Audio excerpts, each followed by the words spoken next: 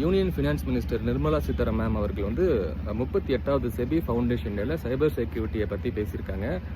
And இன்னைக்கு ஒரு கம்பெனியோட ரெப்புடேஷன் பில்ட் பண்ணுறது ரொம்ப கஷ்டம். அதை வந்து சீக்கிரமாக சைபர் அட்டாக்ஸ் என்ன பண்ணுறாங்க, ரெப்புடேஷன் டேமேஜ் பண்ணிடுறாங்க. அண்ட் திருப்பி அதை ரீபில்ட் பண்ணுறது ரொம்ப கஷ்டமாக இருக்குது. அதனால் சைபர் செக்யூரிட்டி அப்படிங்கிறது ரொம்ப தேவையான ஒன்று இருக்குது அப்படிங்கிற மாதிரி சொல்லியிருக்காங்க.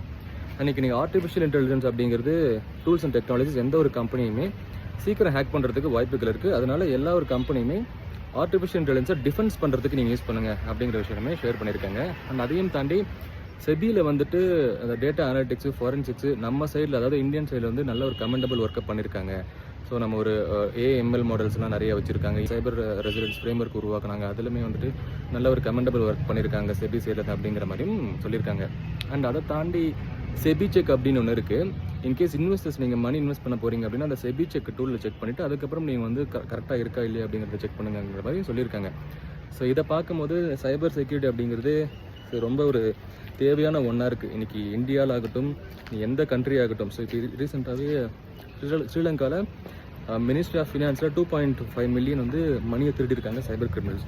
ஸோ அதை பற்றி நம்ம சேனலில் போகலாம். ஸோ நீங்கள் இந்த நிர்மலா சீதாராமன் மேம் அவர்கள் பேசின சைபர் செக்யூரிட்டி பற்றி பேசின வீடியோ பற்றி நீங்கள் என்ன நினைக்கிறீங்க அப்படின்னு சொல்லிட்டு மறக்காமல் கமெண்ட் செக்ஷனில் மென்ஷன் பண்ணுங்கள்.